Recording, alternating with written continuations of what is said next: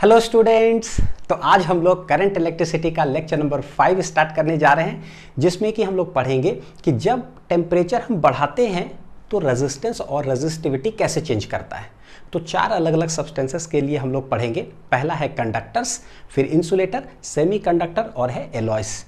और इसी के पढ़ने के दौरान क्या है, कुछ अलग से पैरामीटर्स आएंगे, कुछ एक्सप्रेशंस हमें डिराइव करना होगा। तो चलिए देखते हैं सबसे पहले शुरुआती कॉन्सेप्ट कि कौन फॉर्मूला है रिस्पॉन्सिबल कि रेजिस्टेंस बढ़ेगा या रेजिस्टिविटी बढ़ेगा या घटेगा टेम्परेचर के साथ। तो जैसे पिछला लेक्चर हम लोग पढ़े थे, सारे सिर्फ कैलकुलेशन ऑफ रेजिस्टेंस के लिए एक फॉर्मूला जिम्मेदार होता था, वो था क्या, R = ρL/A। तो आज कौन जिम्मेदारी लेगा, जरा देखते हैं। देखो कौन सा फॉर्मूला है। तो formula of resistance and resistivity for its dependence on temperature. सबसे पहले देखते हैं क्या कि रेजिस्टिविटी क्या है। तो इसका फॉर्मूला देखो क्या होता था, मैं नीट का एग्जाम देने जा रहा हूं, मैं नीट का एग्जाम देने जा रहा हूं भाई। तो इससे फॉर्मूला मेरा याद हो गया। तो m बटे क्या हो गया, NE² क्या लिख देंगे, टाउ। E बन जाता है E²। ठीक है, जहां m है मास ऑफ इलेक्ट्रॉन, E है चार्ज ऑफ इलेक्ट्रॉन, n है चार्ज कैरियर डेंसिटी और यह रिलैक्सेशन टाइम। इसके बारे में थोड़ा सा और जिक्र करूंगा अभी। ठीक, दूसरा देखते हैं। देखो क्या रेजिस्टेंस क्या होता है, ρL/A। और इस रो के अंदर क्या है, ये यही है, यानी हम लोग लिख सकते हैं m/NE² टाउ, यानी मैं नीट देने जा रहा हूँ L/A। ट्रिक से याद करोगे तो जिंदगी भर याद रहता है, नहीं याद करेंगे तो ये भूल जाते थे कि ATE²N, पता नहीं चलता है कि कौन सा बोल दिए कौन सा बचा हुआ है तो बड़ा दिक्कत है ऐसे। अब बच्चों देखो, इसके अंदर अगर देखें, m जो क्या है, एक एक कर करके, मास ऑफ इलेक्ट्रॉन है, E क्या है भाई, तो ये है चार्ज ऑफ इलेक्ट्रॉन है, चार्ज ऑफ इलेक्ट्रॉन। टाउ क्या है, रिलैक्सेशन टाइम, टाउ क्या है, रिलैक्सेशन टाइम। तार के अंदर की घुस करके जो है ना बात करने वाले हैं, जिससे समझ में आएगा सारा चीज। और N के बारे में अगर बात करें तो N देखो है क्या, रियलिटी में इसको क्या बोलते हैं पता है, चार्ज कैरियर डेंसिटी। क्या बोलते हैं, चार्ज कैरियर डेंसिटी। ठीक है, लिख लीजिए इसको इतना दूर। बतलाता हूं कि क्यों सर है ना, पहले तो इलेक्ट्रॉन डेंसिटी था, अभी चार्ज कैरियर डेंसिटी क्यों है, बतलाता हूं एक एक करके। देखिए, तो इसमें देखिए क्या है बच्चों, चार्ज कैरियर डेंसिटी का मतलब क्या हो गया, एक तो पर यूनिट वॉल्यूम कितना चार्ज कैरियर है। तो सवाल है कि सब्सटेंस तो बहुत सारे होते हैं, कंडक्टर्स है, सेमीकंडक्टर है, इंसुलेटर है, एलॉयज है, ऐसे करके। लेकिन करंट इलेक्ट्रिसिटी में क्या होता है, जनरली हमें पढ़ना किसका होता है, कंडक्टर्स के बारे में। सारे लेक्चर्स कंडक्टर्स के बारे में। कंडक्टर में कौन है जो चार्ज कैरी करता है, इलेक्ट्रॉन्स। तो भाई कौन सा चार्ज कैरियर डेंसिटी होगा, इलेक्ट्रॉन डेंसिटी। इसीलिए डिफॉल्ट जो है ना, n को हम लोग Ne से डिनोट करते हैं और बोलते हैं इलेक्ट्रॉन डेंसिटी, इलेक्ट्रॉन डेंसिटी। लेकिन चूंकि इस लेक्चर में चारों सब्सटेंस का जिक्र करने वाले हैं, तो सारे में कुछ कुछ अलग अलग भी कहीं कहीं आता है इसीलिए इन जनरल आज यूज करें चार्ज कैरियर डेंसिटी, फिर जो सब्सटेंस उसके हिसाब से उसका नाम। जैसे देखो, मैं लड़का, वो लड़का, सब लड़का, लेकिन सब लड़का का अलग अलग नाम है भाई। ठीक है, तो ये लड़का हो गया, लड़का का नाम क्या क्या है वो देखिए जरा। तो बोलेंगे फॉर कंडक्टर्स, अगर ले लें फॉर कंडक्टर्स, जो n है चार्ज कैरियर डेंसिटी, वो कौन होता है, Ne से डिनोट करते हैं, यानी इलेक्ट्रॉन डेंसिटी, क्योंकि इलेक्ट्रॉन चार्ज कैरी करता है। मेरे ख्याल से क्लियर हो गया होगा कि क्यों हम लोग यूज करते थे। अब फॉर अगर सेमीकंडक्टर्स देखें, सेमीकंडक्टर्स, तो सेमीकंडक्टर्स के अंदर बच्चों जो है ना, कौन है जो चार्ज कैरी करता है, तो वहां दो होता है, इलेक्ट्रॉन्स एंड होल्स। तब Ne एंड क्या करते हैं, NH से डिनोट करते हैं। बतला देता हूं थोड़ा सा आइडिया दे करके। Ne क्या हो गया, इलेक्ट्रॉन डेंसिटी, यानी कि फ्री इलेक्ट्रॉन्स भी प्रेजेंट होता है जो चार्ज को कैरी करता है। और ये जो है, ये है होल्स, तो इसको बोलते हैं होल डेंसिटी। क्या बोलेंगे, होल डेंसिटी, होल डेंसिटी। ठीक है, इलेक्ट्रॉन्स को बच्चों नेगेटिवली चार्ज बोलते हैं और होल्स को बोलते हैं पॉजिटिवली चार्ज। थोड़ा सा अगर इसके बारे में आइडिया दे दूं तो ये बोलूं बच्चों कि कोई, जैसे मान लो कि सिलिकॉन जैसे बॉन्ड है, बॉन्ड के अंदर कितना इलेक्ट्रॉन्स होता है, एक बॉन्ड के अंदर तो 2 इलेक्ट्रॉन्स होता है, देखो है ना, तो दोनों इलेक्ट्रॉन्स यहाँ पर प्रेजेंट है। जैसे ही ये इलेक्ट्रॉन फ्री हुआ तो इलेक्ट्रॉन निकल गया बाहर, तो देखो कैसा बनेगा बॉन्ड, यहाँ पर तो इलेक्ट्रॉन है, ठीक है, ये निकल गया भाई साहब बाहर। क्या निकल गया, बाहर। तो क्या होगा, एक फ्री इलेक्ट्रॉन तो जनरेट हो गया। ये जो खाली जगह है ना, इसी को हम लोग बोलते हैं, पता है क्या, होल्स। ये समझना जरूरी है, क्योंकि अभी मैं एक्सप्लेनेशन करूं उसमें आएगा। यानी कि सिलिकॉन सिलिकॉन पहले जो बॉन्ड बना हुआ था, सिलिकॉन सेमीकंडक्टर में यूज करते हैं सब्सटेंस ये जो भी है, तो एक अगर इलेक्ट्रॉन जनरेट हुआ तो एक होल्स भी जनरेट हो गया। अगर सोचो 10,000 इलेक्ट्रॉन्स अगर जनरेट हो जाए सेमीकंडक्टर में तो 10,000 होल्स भी जनरेट हो गया। अच्छा, एक और आइडिया बोलता हूं, कभी भी एटम से अगर एक इलेक्ट्रॉन निकलता है तो हमको पता है एटम पॉजिटिव आयन बन जाता है। उसी जैसा थोड़ा सा दिमाग लगा करके देखो कि भाई पहले इलेक्ट्रॉन यहां था, इस बॉन्ड से इलेक्ट्रॉन निकल के चला गया बाहर, तो ये जो है ये तो नेगेटिव चार्ज हो गया, ये कैसा नहीं लग रहा, पॉजिटिव आयन जैसा बन गया। फील करके सोचो जरा, लग रहा है हाँ, तो बाहर निकला तो ये पॉजिटिव, हेंस होल्स को बोलते हैं क्या, पॉजिटिव चार्ज बोलते हैं। बोलोगे सर ये तो जबरदस्ती है, अभी जबरदस्ती है जब सेमीकंडक्टर पढ़ेंगे तो थोड़ा सा और रियलिटी पता चलेगा। अब जितना इसका नेगेटिव चार्ज होता है ना, उतने इसका पॉजिटिव चार्ज होता है, क्योंकि उतने जगह से जो हो उतना ही चार्ज निकला है। तो एक इलेक्ट्रॉन निकला तो ई माइनस, तो यहाँ बोल देंगे ई प्लस, ऐसे करके समझ लो। इसीलिए पॉजिटिव चार्ज कैरियर डेंसिटी या नेगेटिव चार्ज कैरियर डेंसिटी कहलाता है। तो इलेक्ट्रॉन की वजह से ना वहां पर एक करंट फ्लो करेगा, इलेक्ट्रॉन करंट बोलेंगे, और होल के वजह से फ्लो करता है तो होल करंट उसको बोलते हैं। यहां पर भाई इलेक्ट्रॉन डेंसिटी इलेक्ट्रॉन की वजह से ही फ्लो करता है, तो सिर्फ एक ही करंट है जो कि इलेक्ट्रॉन करंट बोलो या कंडक्शन करंट बोल दो, चलेगा सब। ठीक, ये तो इतना दूर तो क्लियर हुआ। अब अगर हम लोग देखें बच्चों कि जब हम टेम्परेचर बढ़ाते हैं तो क्या होता है, तो 4 पैरामीटर है जो कि रेजिस्टिविटी डिपेंड कर रहा है। देखो जरा किस पे, 4 पैरामीटर्स पे, एम एन ई टाउ। बोलते हैं कि व्हेन टेम्परेचर जब हम इंक्रीज करेंगे तो गौर करके देखो, मास ऑफ इलेक्ट्रॉन बढ़ेगा क्या, नहीं बढ़ेगा, इलेक्ट्रॉन का मास थोड़ी ना बढ़ने जा रहा है। चार्ज ऑफ इलेक्ट्रॉन बढ़ेगा क्या, नहीं बढ़ेगा। दो चीज है, एम एंड ई पता क्या रहता है, ये कांस्टेंट, क्या रहता है, कांस्टेंट। लेकिन एंड जो चार्ज कैरियर डेंसिटी है और यह क्या टाउ, ये दोनों बच्चों जो है ना वो क्या करता है, चेंज होता है। कैसे चेंज होगा, सब्सटेंस के हिसाब से हम लोग देखते जाएंगे। अब अगर पता चला कि चलो ये दोनों चेंज होता है, तो ये देख रहे हैं कि resistivity inversely proportional to N है, resistivity inversely proportional to tau है। तो अगर रेजिस्टिविटी इन्वर्सली है तो भैया देखो R equal to rho L बटे, आर और रो कैसे है, डायरेक्टली है ना, आर और रो कैसे है, डायरेक्टली, यानी रेजिस्टेंस भी inversely proportional to N, resistance भी इन्वर्सली प्रोपोर्शनल टू टी। तो यहाँ पर हम एक चीज लिख सकते हैं क्या, rho is inversely proportional to N and rho is inversely proportional to tau, tau है ना। ऐसे सिमिलर वे में resistance is also inversely proportional to N and resistance is inversely proportional to क्या है, टाउ। ये इस पर खूब सवाल आया है, बोर्ड्स में हो, नीट में हो, जेईई मेंस में, एडवांस में, सब मतलब थ्योरेटिकल सवाल खूब है। जो जो एक्सप्लेन करूँ उसके अंदर से बहुत सारे सवाल आया हुआ है। ये हो गया। अब देखो जनरली क्या होता है कि कोई कंडक्टर अगर हम लोग लिए बच्चों, ठीक है, कोई कंडक्टर हमने लिया तो ठीक, उसका कुछ लेंथ है, उसका कुछ क्रॉस सेक्शनल एरिया है। भाई रेजिस्टिविटी किसको बोलते हैं, तो बोलते हैं कि उसके अंदर ना एक यूनिट वॉल्यूम ले लो, यूनिट वॉल्यूम कुछ ऐसा ले लिए हैं। तो यूनिट वॉल्यूम का मतलब क्या, 1 मीटर क्यों, उसके अंदर कितना जो है ना रेजिस्टेंस है, उसी को हम लोग बोलते हैं रेजिस्टिविटी। तो सोचो जरा क्या है कि भाई ये जो पूरा लेंथ जितना एल है, पूरा जितना क्रॉस सेक्शनल एरिया है, देखने से नहीं लग रहा है ऐसा कितना यूनिट वॉल्यूम मिल करके ही तो बना है, कि यानी कि एक कलम ही रख करके तो पूरा पैकेट बना होगा कलम का, है ना। तो अगर एक यूनिट वॉल्यूम का रेजिस्टेंस मान लो बाई चांस टेम्परेचर बढ़ाने से बढ़ जाए, तो भैया इसका भी बढ़ गया, इसका भी बढ़ गया, इसका भी बढ़ गया, सब बढ़ गया, तो टोटल ओवरऑल कंडक्टर का भी क्या हो जाएगा, बढ़ जाएगा। और टोटल कंडक्टर का जो रेजिस्टेंस होता है वो रेजिस्टेंस कहलाता है, लेकिन यूनिट वॉल्यूम का रेजिस्टेंस रेजिस्टिविटी कहलाता है। यानी कि समझ में आ रहा है, ये एक कलम का दाम क्या है और ये पूरा कलम का दाम क्या है। अगर एक कलम का दाम 10 रुपया पहले था, वो 12 रुपया अगर हो जाए, तो भैया पूरा पैकेट का कलम का दाम भी क्या हो जाएगा, बढ़ जाएगा। ठीक है, तो ये चीज़ है, समझ में आ गया ना ट्रांसपेरेंसी से।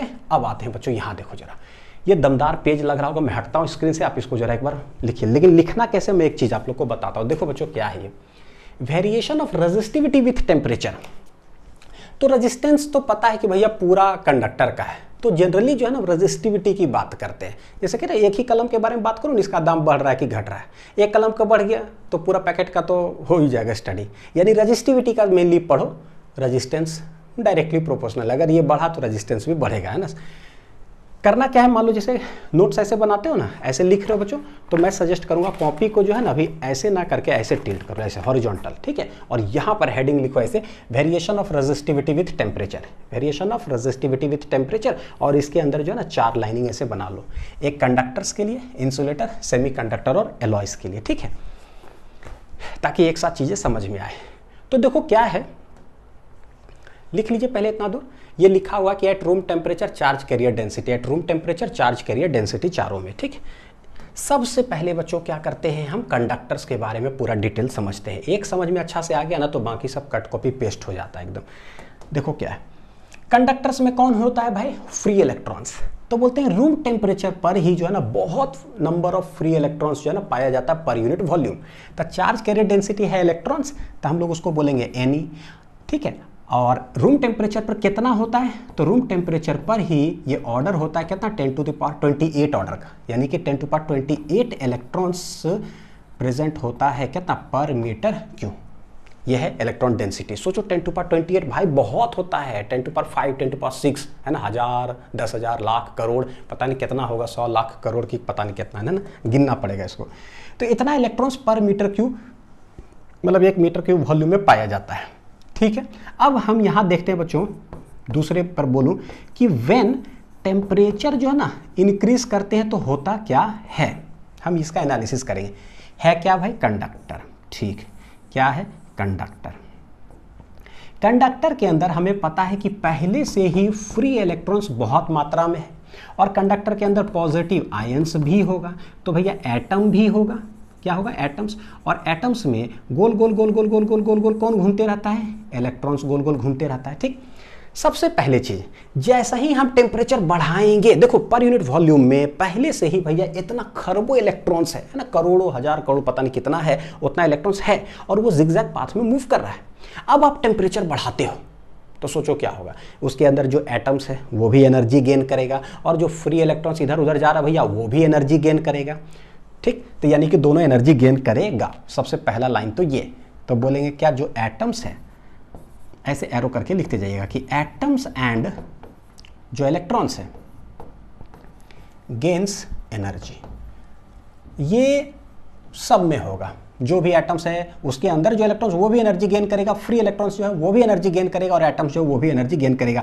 इसी के अंदर बच्चों ए पार्ट का स्टडी करते हैं क्या, कि देखो एटम्स जब एनर्जी गेन करेगा, किसका एनालिसिस करे पता है, एन और टाउ का। देखो एटम जैसी एनर्जी गेन करेगा तो होगा क्या, तो भाई उसके अंदर जो फ्री इलेक्ट्रॉन्स है वो भी एनर्जी गेन किया, वैलेंस, सॉरी फ्री इलेक्ट्रॉन्स नहीं बच्चों, वैलेंस शेल में जो इलेक्ट्रॉन्स है, और हमें पता है केमिस्ट्री पढ़े हैं कि जो वैलेंस शेल के अंदर इलेक्ट्रॉन्स होता है, अगर उसको मिनिमम अमाउंट ऑफ एनर्जी अगर कुछ मिल जाए जिससे कि पता है वो आयोनाइज कर सकता है, तो भाई अगर आप टेम्परेचर बढ़ाते जाओगे ना, तो वैलेंस शेल वाला जो इलेक्ट्रॉन्स है वो उतना एनर्जी गेन कर लेता है जिससे वो ऑर्बिट से बाहर निकल करके फेंका जाएगा।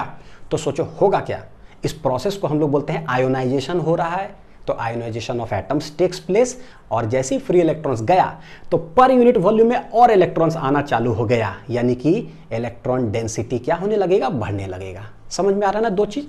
तो सबसे पहला ये बोलेंगे कि atoms and electrons gains energy बच्चों, तो पहला क्या है कि ionization of atoms takes place, ionization क्या बोलेंगे, ऑफ एटम्स टेक्स प्लेस।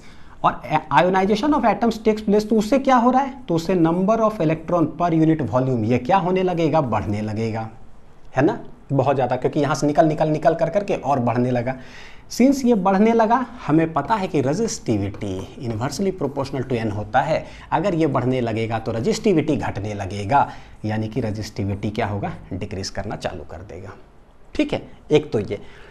दूसरा पार्ट अगर देखें बी पार्ट में, कि अगर हम बोल रहे हैं atoms and electrons gain energy, तो दो चीज देखो, क्या एटम्स जैसी एनर्जी गेन करता है तो होता क्या बच्चों, वाइब्रेट करना चालू कर देता है एटम्स। और फ्री इलेक्ट्रॉन्स, एक तो पहले ही जिगजैग मोशन में उसके पास थर्मल वेलोसिटी होता ही है रूम टेम्परेचर पर, और आप टेम्परेचर और बढ़ा दिए तो भैया उसका स्पीड क्या होगा, और भी ज्यादा बढ़ने लगेगा। नहीं, तो बहुत खतरनाक स्पीड से बढ़ने लगेगा। तो होगा क्या, एटम्स भी वाइब्रेट करने लगा बहुत भयानक तरीके से और इलेक्ट्रॉन का भी स्पीड बढ़ गया। तो भैया पहले जितना टकरा रहा था ना, अब कोलिजन्स की जो संख्या है वो क्या होगा, बहुत भयानक तरीके से फास्ट हो जाएगा। क्यों? क्योंकि हर पर यूनिट वॉल्यूम में 10⁻28 इलेक्ट्रॉन्स है। पहले उतना टकरा रहा था रूम टेम्परेचर पर, आपने और टेम्परेचर बढ़ा दिया, तो टकराना जो है ना नेक्स्ट लेवल से क्या हो जाएगा, बढ़ जाएगा। तो हम क्या बोलेंगे यहाँ पर, देखो कि सबसे पहला कि तो ये लाइन है ना फिक्स हो गया, तो एटम्स क्या है, वाइब्रेट करना चालू कर देगा। तो vibration of atoms takes place, vibration of atoms takes place, और vibration of atoms takes place, electron जो गेन किया था, स्पीड ऑफ इलेक्ट्रॉन्स क्या हो जाएगा बच्चों, इंक्रीजेस, जिसके वजह से कोलिजन्स जो है वो क्या होने लगता है, बहुत खतरनाक तरीके से क्या होता है, बढ़ने लगता है। मैं 3 एरो ऐसे लगाता हूँ कि बहुत भयानक तरीके से बढ़ने लगता है, ड्यू टू बहुत large number of free electrons पहले से है। अच्छा, कोलिजन बढ़ने लग गया तो होगा क्या, पहले जैसे स्पीड ऑफ जो भी इलेक्ट्रॉन था, तो जैसे ये चलता था जाके टकराता था, तो बिटवीन 2 सक्सेसिव कोलिजन्स जो है, जितना टाइम लेता था टकराने में, उसको बोलते थे रिलैक्सेशन टाइम, कि उतना ही देर तक वो रिलैक्स रहता है, उसके बाद तो टकरा ही जाता है। अब स्पीड बढ़ गया, तो जितना टाइम में पहले धक्का मारा था, बढ़ गया धड़ाक से, अब मारेगा कम समय में ही धक्का मारेगा, यानी कि रिलैक्सेशन टाइम क्या हो जाएगा, ड्रास्टिकली कम हो जाएगा, क्योंकि कोलिजन्स बढ़ रहा है और स्पीड भी बढ़ गया बहुत खतरनाक। यानी क्या होगा, रिलैक्सेशन टाइम डिक्रीजेस, जबरदस्त तरीके से क्या होगा, टाउ क्या करेगा बच्चों, डिक्रीज करेगा। अब देखो, हम जानते हैं resistivity inversely proportional to tau होता है, ये घाटा बहुत खतरनाक तरीके से, तो ये क्या हो जाएगा, बढ़ जाएगा। यानी एक चीज़ यहाँ से पता चलता है क्या, कि रेजिस्टिविटी क्या हो जाएगा, बढ़ेगा बहुत खतरनाक तरीके से। तो यहाँ बहुत खतरनाक है, तो 3 एरो लगा करके सिग्निफाई कर रहे हैं। तो बोलो सर, यहाँ पर जो आयोनाइज हुआ, तो ये जो फ्री इलेक्ट्रॉन्स निकलेगा, ये बहुत खतरनाक तरीके से नहीं निकलेगा क्या, है ना? सवाल तो मन में चलना चाहिए बिल्कुल चलना चाहिए। होता क्या है ना, हम ये 2 चीज़ का ना एनालिसिस करते हैं। देखो जरा क्या है, ये एन बढ़ा जिसके वजह से रो घटा, यहाँ पर टाउ घटा जिसके वजह से रो बढ़ा। तो देख रहे हैं कि टेम्परेचर जैसी बढ़ाती है ना, तो ये दोनों चीज़ एक साथ होता है, एटम्स से आयोनाइज भी हो रहा है, तो फ्री इलेक्ट्रॉन जनरेट भी हो रहा है और कोलिजन्स भी हो रहा है। तो हमें जो है ना, बस आइडेंटिफाई करना है कि भाई जनरेशन जो हो रहा है फ्री इलेक्ट्रॉन्स का, तो एन ज़्यादा मात्रा में हो रहा है कि कोलिजन ज़्यादा मात्रा में हो रहा है, दोनों में सिग्निफिकेंट कौन है। जैसे मैं ऐसे उदाहरण दूं बच्चों कि 5 दिन में, ठीक है, मैं पैसे कैसे कमाता हूं वो देखो जरा।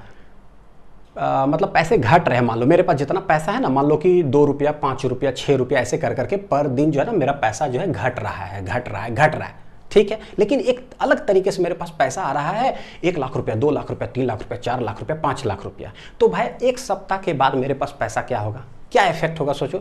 बोले यार, एक जगह से मेरे को पैसा का नुकसान भी हो रहा था, घट भी रहा था, लेकिन 4 रुपया, 5 रुपया, 6 रुपया, 10 रुपया, लेकिन भैया आ रहा था 1 लाख, 2 लाख, 3 लाख, 4 लाख, 5 लाख। 1 सप्ताह के बाद फाइनली क्या बोलोगे, तो बोले कि फाइनली जो है ना, मेरे पास पैसा बहुत ज़्यादा ही होगा, क्योंकि नुकसान कम हुआ। तो हम देखते हैं दोनों में सिग्निफिकेंट कौन है, ज़्यादा कौन है। तो ये देखो क्या है बच्चों, पहले से ही कंडक्टर्स के अंदर पर यूनिट वॉल्यूम में 10⁻28 इलेक्ट्रॉन्स तो पहले से ही था भाई। 10⁻28 मतलब लाखों करोड़ों इलेक्ट्रॉन्स, और कुछ आयोनाइज होके आ गया। तो बोलते हैं क्या बहुत ज़्यादा और बढ़ गया क्या, तो समझो जब बहुत ज़्यादा होता है ना 10⁻28 का मतलब कि समुंदर ठीक है, उसमें 10 बाल्टी पानी और डाल दो या चलो ये 1000 बाल्टी पानी डाल दो भैया, समुंदर में 1000 बाल्टी पानी डाल देंगे तो क्या नजर आएगा, समुंदर ही नजर आएगा।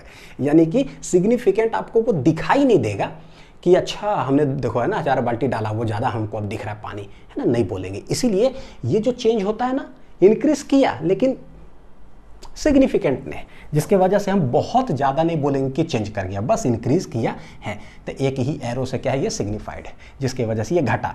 तो फाइनली क्या बोलोगे बच्चों, ये घटा और ये बहुत भयानक बढ़ा। इसका मतलब क्या है, फाइनल जो कंक्लूजन हम निकालेंगे, फाइनली हम क्या बोलेंगे कि भैया रेजिस्टिविटी क्या हो जाएगा, बढ़ेगा विथ टेम्परेचर। और अगर रेजिस्टिविटी बढ़ा तो रेजिस्टेंस भी क्या होगा, बढ़ेगा। और बढ़ा है तो इसका जो ग्राफ आता है, ग्राफ प्लॉट कर लेते हैं। तो देखो रेजिस्टिविटी वर्सेस टेम्परेचर का ग्राफ, लेकिन कभी अगर आ जाए कि रेजिस्टेंस वर्सेस टेम्परेचर का ग्राफ, तो बिल्कुल सेम जैसा होगा, ठीक है। यहाँ से लेकर के ऐसे बनाते हैं, तो कुछ ऊपर से बनाया जाता है और ऐसे। ये किस नेचर का होता है पता है, एक्सपोनेंशियल। कैसा होता है, एक्सपोनेंशियल इंक्रीज। एक्सपोनेंशियल ग्राफ बस है कि इंक्रीज करता है बहुत खतरनाक तरीके से रेजिस्टेंस या रेजिस्टिविटी। यानी इनिशियली भी देखो कुछ टकराना तो हो ही रहा था, तो इनिशियली कुछ रेजिस्टेंस या रेजिस्टिविटी होता है, फिर उसके बाद आप बढ़ाते जाओ तो ये बढ़ते चला जाता है। अब जैसे आपको एक का मैकेनिज्म समझ में आ गया, बस यही दोनों में एनालिसिस है कि दोनों में से ज़्यादा कौन है प्रेवलेंट है, तो वो होता है। अब आते हैं इंसुलेटर के पास। इंसुलेटर के पास क्या है भाई, कौन है चार्ज कैरियर डेंसिटी, तो बोलते हैं उसमें फ्री इलेक्ट्रॉन्स होता ही नहीं है ना। रूम टेम्परेचर पर बोल रहे हैं तो क्या चार्ज कैरियर डेंसिटी, क्या कुछ नहीं, तो बोलेंगे n जो है वो क्या है, 0। No free electrons are present in क्या है, इंसुलेटर, एक ऐसा सब्सटेंस है, ठीक है। अब ये 0 है। अब इसमें देखो बोले क्या, सेकंड पॉइंट में कि व्हेन टेम्परेचर इंक्रीजेस, अब बहुत आसान है, स्ट्रेट फॉरवर्ड समझ में आएगा। व्हेन टेम्परेचर इंक्रीजेस तो भाई ये तो होगा ही कि atoms and electrons gains energy, atoms and electrons gains energy, ठीक है। अब उसमें ए पार्ट बोलते हैं बच्चों। सबसे पहला देखो क्या यहां पर आयोनाइजेशन स्टार्ट होगा या नहीं होगा। इंसुलेटर है, उसके अंदर एटम्स है, एटम्स के ऑर्बिट में इलेक्ट्रॉन्स गोल गोल घूम रहा है। भैया टेम्परेचर बढ़ाओगे तो एटम्स एनर्जी गेन किया, जैसे एटम्स एनर्जी गेन किया वैलेंस शेल वाला इलेक्ट्रॉन भी एनर्जी गेन किया। टेम्परेचर अब बढ़ाते ही जा रहे हो तो एनर्जी गेन करके क्या होगा, उतना एनर्जी लेगा, आयोनाइज कर जाएगा, निकलेगा धड़ाक से। जैसे ही निकला, ionization of atoms takes place, free electrons generation क्या हो गया, स्टार्ट हो गया।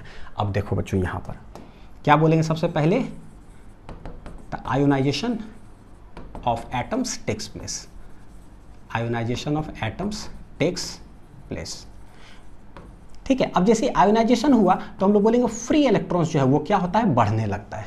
अब ये जो है ना देखो इंसुलेटर में ये चीज यहां पर सिग्निफिकेंट हो गया।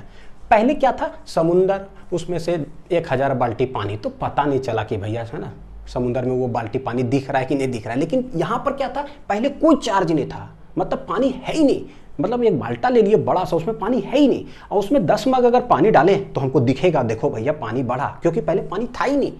तो पहले n क्या है, 0, कुछ नहीं।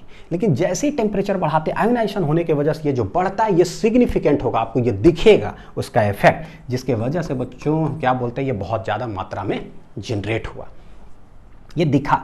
अब n बढ़ा तो भैया रजिस्टिविटी बहुत खतरनाक तरीके से घटेगा, और ये घटा तो पता है रेजिस्टेंस भी घटा, ठीक है। ये ए पार्ट इसलिए बोले थे एक साथ लिखिए तो आपको समझ में आएगा। बी पार्ट में आते हैं, क्या वाइब्रेशन ऑफ एटम्स होगा, क्या स्पीड ऑफ इलेक्ट्रॉन्स बढ़ेगा, क्या भैया फ्री इलेक्ट्रॉन्स जनरेट हुआ बच्चों, आपने टेम्परेचर बढ़ाया, एटम्स तो वाइब्रेट करेगा ही, इलेक्ट्रॉन्स फ्री हुआ, वो स्पीड उसका क्या होगा, बढ़ेगा ही बढ़ेगा। यानी ये सारे लाइंस एकदम ठीक, यानी कि वाइब्रेशंस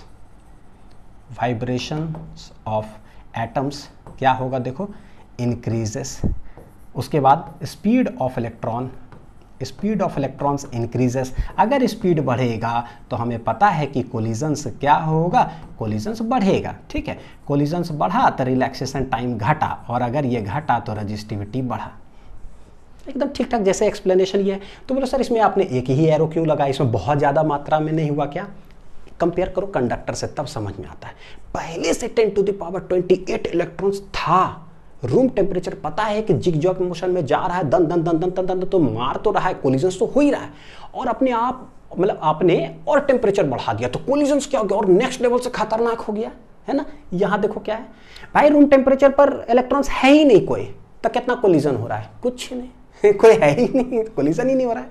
लेकिन अब क्या आपने टेम्परेचर बढ़ाया तो हम बोल रहे हैं कि कोलिजन ज़्यादा हो रहा है कि जनरेशन ज़्यादा हो रहा है। भैया जैसे आपने चालू किया तो कोलिजन तो कुछ है ही नहीं, तो वो तो जनरेट होना चालू हुआ बहुत ज़्यादा मात्रा में, फिर जाकर के वो जो है आप और टेम्परेचर बढ़ा रहे हो तब कोलिजन हो रहा है। तो यानी सबसे ज़्यादा इफेक्ट किसका होगा, कोलिजन का कि जनरेशन ऑफ इलेक्ट्रॉन्स का, इलेक्ट्रॉन्स का जनरेशन ज़्यादा हो गया, है ना। समझ में आ रहा है, बाद में फिर कोलिजन टकराएगा, यानी इसका इफेक्ट थोड़ा सा क्या होता है, कम, जिसकी वजह से ये एक एरो ऐसा है, ठीक है। तो देखो यहाँ पर रेजिस्टिविटी बहुत ज़्यादा ये डिक्रीज किया, ये बहुत ज़्यादा नहीं, थोड़ा सा इंक्रीज किया। तो फाइनली क्या बोलोगे कि फाइनली हम बोलेंगे रेजिस्टिविटी क्या होगा, कम होगा। और अगर रेजिस्टिविटी कम हुआ तो रेजिस्टेंस भी क्या होगा, डिक्रीज करेगा बहुत भयानक तरीके से। तो with increase in temperature resistance decreases तो बच्चों देखो आर और रो जो भी इधर लिखना हो टेम्परेचर के साथ क्या हो घटेगा, तो ये हम इस तरह से ऐसे ग्राफ बनाते कि टेम्परेचर बढ़ाते जाइए, ये दोनों क्या हो जाएगा घटते जाएगा। तो कंडक्टर्स में कौन है, देखो इसलिए देखो जब रेजिस्टेंस का एक्सप्लेनेशन पढ़े होगे ना लेक्चर 3 में, तो मैंने बोला था रेजिस्टेंस मतलब बच्चों टकराना, टकराया ज्यादा तो रेजिस्टेंस ज्यादा। तो वो सब किसके लिए पढ़ रहे थे, कंडक्टर्स के लिए, क्योंकि करंट इलेक्ट्रिसिटी में सिर्फ कंडक्टर्स पढ़ते हैं हम लोग। कंडक्टर्स में देखो कौन किसके वजह से ये ज्यादा हुआ है, कोलिजन्स के वजह से, यानी टकराएगा ना अगर बहुत खतरनाक तरीके से तो रेजिस्टेंस क्या होगा बढ़ जाएगा, करंट को फ्लो ही नहीं होने देगा। तो समझ में आ रहा है ना। तो इसीलिए रेजिस्टेंस का मतलब टकराना कंडक्टर्स के लिए। लेकिन यहां पर इंसुलेटर में फ्री इलेक्ट्रॉन्स जनरेशन वो ज्यादा इफेक्टिव होता है। अब आते तीसरा, देखो क्या है, क्या करे थ्योरी है ना तो मजबूरी है, अच्छा से समझाना पड़ता है। एनसीईआरटी रीड करोगे ना तो समझ में क्लैरिटी नहीं आएगा, लगे जैसे क्या लिखा हुआ है, बहुत सारे बच्चों को दिक्कत होता है। अब आते हैं सेमीकंडक्टर। सेमीकंडक्टर में रूम टेम्परेचर पर कौन है चार्ज कैरियर डेंसिटी। तो बोले भाई रूम टेम्परेचर पर ही बॉन्ड्स टूट कर करके, आप सोचिए यहां पर क्या होता है, एक बॉन्ड से एक इलेक्ट्रॉन भी अगर निकला ना तो एक होल्स भी निकल गया। यानी सोच करके देखो, अगर 10,000 इलेक्ट्रॉन्स निकला जनरेट हुआ तो 10,000 होल्स भी हो गया। बाप रे, यानी समझ रहे हो है ना, एक का डबल एक का डबल एक का डबल, याद है ना मूवी 25 लाख दीजिए तो 50 लाख हो जाएगा मूवी हेरा फेरी वाला, वही हाल है भाई। एक इलेक्ट्रॉन निकलता है ना तो एक और पॉजिटिव चार्ज क्रिएट हो जाता है, तो चार्ज कैरियर डेंसिटी डबल हो जाता है, एक का डबल है यहाँ पर तो यहाँ बोलेंगे यह है Ni एंड क्या है NH। लेकिन एट रूम टेम्परेचर पर बच्चों ये जो होता है बहुत ज़्यादा मात्रा में नहीं होता है, मॉडरेट में होता है, मॉडरेट अमाउंट में होता है। मॉडरेट अमाउंट मतलब बिटवीन, मतलब अमाउंट की बात करें ना तो ऐसे बोलो between conductors and insulators, between conductors and insulator. क्योंकि इंसुलेटर में भाई कितना होता है, जीरो। अब इंसुलेटर में कुछ है ही नहीं और इसके पास खरबों रुपया है। अब इसके पास है ही नहीं भाई साहब, इसके पास खरबों रुपया है। सेमी कंडक्टर, आधा कंडक्टर जैसा नाम है, यानी इन दोनों के बीच में होता है क्या, number of electrons and number of holes, यानी कि कम ही है। अब टेम्परेचर बढ़ाएंगे तो भैया टेम्परेचर बढ़ाएंगे, सोचो जरा, तो कम अगर Ni और NH है बच्चों तो कोलिजन भी कितना हो रहा होगा रूम टेम्परेचर पे, कम। लेकिन जैसे ही आप टेम्परेचर बढ़ाओगे तो जनरेट होना चालू होगा, और ये जो फ्री इलेक्ट्रॉन्स जनरेट होगा उसके साथ भैया नंबर ऑफ होल्स भी जनरेट हो रहा है डबल मात्रा में। यानी कि कह सकते हो क्या कि भैया जो चार्ज कैरियर डेंसिटी वो बहुत खतरनाक तरीके से बढ़ेगा। चार्ज कैरियर डेंसिटी सेमीकंडक्टर बहुत खतरनाक तरीके से बढ़ेगा। अब हमको पता है जब भी जनरेशन अगर बहुत खतरनाक तरीके से होता है तो किसके सिमिलैरिटी हो जाता है बच्चों, इंसुलेटर के हिसाब से। और कोलिजन अगर प्रिवेलेंट हो जाए तो कंडक्टर के हिसाब से चलेगा। तो यहाँ पर क्या बोलेंगे कि सेकंड नंबर में ऐसे लिख लो कि व्हेन टेम्परेचर इंक्रीजेस, देखो व्हेन टेम्परेचर इंक्रीजेस, तो ये तो फिक्स है कि एटम्स एंड क्या है इलेक्ट्रॉन्स गेन्स एनर्जी, ये लाइन लिख लो कि ये तो होगा ही होगा, यानी कोलिजन तो होगा ही होगा, वो ठीक है। लेकिन सिंस यहाँ एक का डबल है तो बोलेंगे क्या, कैसे बोलोगे, ए पार्ट में बच्चों डायरेक्ट बोलता हूँ Ni एंड NH इंक्रीजेस। देखो कैसे, बहुत ज़्यादा मात्रा में बढ़ जाता है। बहुत ज़्यादा मात्रा में बढ़ता है तो भैया रो जो होगा बहुत ज़्यादा मात्रा में क्या हो जाएगा, कम हो जाएगा, और रेजिस्टेंस ये कम हो गया। बी पार्ट में बोलोगे कोलिजन्स की, तो डायरेक्ट लिखते हैं यहाँ पर है ना, कोलिजन्स क्या होगा, कोलिजन्स बढ़ता है, लेकिन जनरेशन का इफेक्ट जो है ना क्या हो रहा है, ज़्यादा हो रहा है, डबल डबल डबल। कोलिजन्स बढ़ेगा, टाउ कम होगा, है ना, रिलैक्सेशन टाइम हेंस जैसे ये टाउ कम तो रेजिस्टिविटी क्या होगा, बढ़ेगा, और रेजिस्टेंस बढ़ेगा। देखो क्या है, तो सेमीकंडक्टर का जो बिहेवियर होता है ना सेम एज क्या होता है बच्चों, इंसुलेटर जैसा। इसका अंडरस्टैंडिंग वैसे इसी का अंडरस्टैंडिंग, यानी एक लाइन में अगर मैं लिख दूं same as behaviour same as insulator, behaviour same as insulator. तो आप भी बॉक्स में करके रेड पेन या कोई ना कोई अच्छा पेन से लिख लेना जरूर, सेम एज इंसुलेटर। तो फाइनली क्या बोलेंगे, देयरफॉर रेजिस्टिविटी क्या होगा, फाइनली क्या होगा, कम ही होगा, और रेजिस्टेंस क्या होगा बच्चों, कम ही होगा। ठीक, तो ग्राफ इसका बनाते हैं ना, रेजिस्टिविटी और रेजिस्टेंस का वर्सेस टेम्परेचर, तो कम ही होगा तो ऐसे बना देते हैं। तो ये समझ में आ गया बहुत अच्छा से, क्लियर एकदम, कोई दिक्कत नहीं है। कोई पूछे तो बैठा के पढ़ा देना बच्चों अपने तो पढ़ना ठीक है, लेकिन पढ़ाना भी है, इतना अच्छे तरीके से समझना चीज़ों को। एलॉयज़ में देखो क्या होता है। अब एलॉयज़ कहते किसको है, तो एलॉयज़ जो है ना 2-3 मेटल्स को मिला करके जो सब्सटेंस बनता है उसको हम एलॉयज़ कहते हैं। ठीक, तो देखो क्या है, जैसे सबसे हाईलाइटेड एलॉयज़ हमारे पास क्या होता है, नाइक्रोम है, कॉन्स्टेंटन है, टंटन, ठीक है, कॉन्स्टेंटन, और एक है मैंगनीज। तो नाइक्रोम जो है ना, देखो नाम के अंदर बहुत सारा चीज़ जो है ना ट्रिक छुपा होता है। निकल इस एक है, क्रोम से क्रोमियम होता है, क्रोम से क्रोमियम होता है, और no no no no no no no no तो आयरन आयरन आयरन, ठीक है, एक ये 3 मेटल से ये नाइक्रोम बना होता है। कॉन्स्टेंटन देखो क्या है, तो कॉपर हो गया ठीक है, टन टन टन टन 9 से निकल हो गया, तो ये दोनों चीज़ से बना हुआ है। और मैंगनीज तीसरा में लिखना है तो भैया जो यहाँ है ना वही यहाँ भी होता है, यानी ये भी कॉपर निकल, और एक है नाम के अंदर ही काम इसका क्या है, मैंगनीन, तो मैंगनीज हो जाता है, क्या हो जाता है, मैंगनीज, यानी कि क्या हो जाता है, Mn। ठीक, तो जैसे लिखता हूँ उसी तरीके से लिखोगे तो याद भी रहेगा चीज़ें। ठीक, तो ऐसा है। तो ये देख लो मेटल से ही मिला करके बना हुआ है। अकेला मेटल है क्या भैया, कंडक्टर। तो कंडक्टर में जानते हैं कि कोलिजन्स प्रिवेलेंट होता है, जिसके वजह से रेजिस्टेंस फाइनली बढ़ा था, देखे थे। ये है क्या, है तो मेटल से ही बना हुआ, यानी कि बिहेवियर कहीं ना कहीं कंडक्टर जैसा ही होगा, लेकिन लेकिन लेकिन है बस इसमें। तो इसमें who is at room temperature पर कौन होता है, तो since it is made of metals तो इसके अंदर जो होगा वो कौन होगा, फ्री इलेक्ट्रॉन्स ही होगा। लेकिन एनी जो होता है रूम टेम्परेचर पर बच्चों होता है, लेकिन very less in comparison two conductors, very less in comparison two conductors. तो कंडक्टर के कंपैरिजन में थोड़ा सा क्या होता है, इसका कम होता है। अब सिंस देखो एनी कम है, लेकिन है क्या कंडक्टर, तो डायरेक्ट हम एक लाइन लिख सकते हैं, सिंस कंडक्टर है तो behaviour is same as conductor. तो यहाँ पर लाइन्स लिख लीजिए, जो एक्सप्लेनेशन वहाँ सेम यहाँ लिख देंगे, behaviour is same as conductor, behaviour is same as conductor. और कंडक्टर में हमें पता है बच्चों कि टेम्परेचर जैसे बढ़ाएंगे, टेम्परेचर बढ़ाएंगे तो रेजिस्टिविटी क्या होता है, बढ़ता है, और रेजिस्टेंस भी क्या होता है, बढ़ता है। लेकिन उतना ड्रास्टिक अमाउंट में नहीं बढ़ेगा, बढ़ता है but very less increase, very less, slightly increases, ऐसे बोलो है ना। सटीक लाइन पता है क्या होता है, दिस इंक्रीजेस, लेकिन कैसे, स्लाइटली इंक्रीजेस, बढ़ेगा। अकेला मेटल होता है बहुत खतरनाक तरीके से बढ़ता है, एक्सपोनेंशियली। लेकिन जब 2-3 मेटल इसलिए मिला दिया जाता है ताकि जो ना जब टेम्परेचर बढ़ाएं तो उसका रेजिस्टेंस जो ना बहुत ज़्यादा ना बढ़े, मतलब नियरली इक्वल टू समझो कांस्टेंट, हल्का सा चेंज हो, ताकि कोई डिवाइस हम उसे बना सके। नाइक्रोम का वायर का ना हीटर बनाया जाता है, जिस पर हम लोग खाना भी बनाते थे बहुत पहले, अब तो गैस पर बनाते हैं सब हम लोग, है ना। तो हीटर का जो वायर रहता है वो नाइक्रोम से बना हुआ है, तो उसका रेजिस्टेंस क्या है, कांस्टेंट है जितना है। तो पता होता है कि भाई हम ना उसको करंट फ्लो उसमें करवाएंगे तो कितना वो हीट प्रोड्यूस करेगा, कितना वो लाल होगा, कितना हीट करेगा जिससे कि खाना बन सके, पता चला। तो यानी कि समझो कि रेजिस्टेंस बहुत ज़्यादा नहीं चेंज होना चाहिए, ठीक है, कांस्टेंट के करीब करीब रहे। अने तो पता चला हम उसमें करंट दिए, आज टेम्परेचर बढ़ रहा है, उसका रेजिस्टेंस बढ़ते जा रहा, कुकर रखे, कुकर में आग लग गया, वो फट गया, तो बड़ा समस्या है कोई काम का नहीं होगा, ठीक। इसीलिए हमें ये रिक्वायरमेंट था, तो 2-3 मेटल को मिला करके हिसाब किताब लगा दिया साइंटिस्ट ने। तो इसका ग्राफ कैसा बनता है, देखो रेजिस्टिविटी और रेजिस्टेंस जो बोल दो वर्सेस टेम्परेचर का। देखो कांस्टेंट होता तो स्ट्रेट हॉरिजॉन्टल लाइन, लेकिन इसे थोड़ा सा स्लाइट इंक्रीज तो ऐसे बनाते हैं, ऐसे हल्का सा, ठीक है, लीनियर स्ट्रेट लाइन, लेकिन हल्का सा स्लाइटली ऊपर। तो मेरे ख्याल से सारा यह चीज़ यहाँ पर समझ में आ गया होगा, थोड़ा बहुत ज़बरदस्त एप्लीकेशन था नहीं। चलिए अगला आते हैं।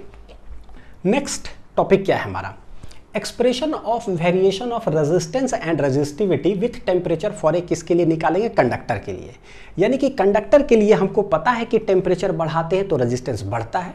मैथमेटिकल एक्सप्रेशन बताओ कि कैसे बढ़ता है, लीनियरली बढ़ता है कि कोई और भी है रास्ता, ठीक है। तो पूरा हम एक्सप्रेशन डिराइव करते हैं। तो देखो कंडक्टर के लिए निकालना है, एक चीज़ तो हमें पता है कि भाई टेम्परेचर बढ़ाएंगे तो रेजिस्टेंस या रेजिस्टिविटी बढ़ेगा, ठीक है। तो कोई एक कंडक्टर हम बना लेते हैं, लेंथ है L, क्रॉस सेक्शनल एरिया है A, यूनिट वॉल्यूम का अगर देखेंगे 1 मीटर क्यूब का, तो जो रेजिस्टेंस होता है उसको हम लोग क्या बोलते हैं, रेजिस्टिविटी। तो रेजिस्टिविटी का निकालो या रेजिस्टेंस का निकालो, दोनों होगा बच्चों क्या, सेम। ठीक है, तो पहले रेजिस्टेंस का निकाल लेते हैं, फिर उसमें हम लोग फॉर्मूला लगा देंगे, ठीक है, ताकि रेजिस्टिविटी का निकल जाए। तो देखो करना क्या है, लेट एट टेम्परेचर जो है ना, लेट एट टेम्परेचर बच्चों T1, रेजिस्टेंस मेरा कितना है पता है, R1, कुछ ना कुछ रेजिस्टेंस होगा। लेट एट टेम्परेचर कितना, T2, टेम्परेचर बढ़ा करके हमने कर दिया T2, तो रेजिस्टेंस कितना हो गया, R2, तो बढ़ेगा, हमें पता है, लेकिन फिजिक्स है।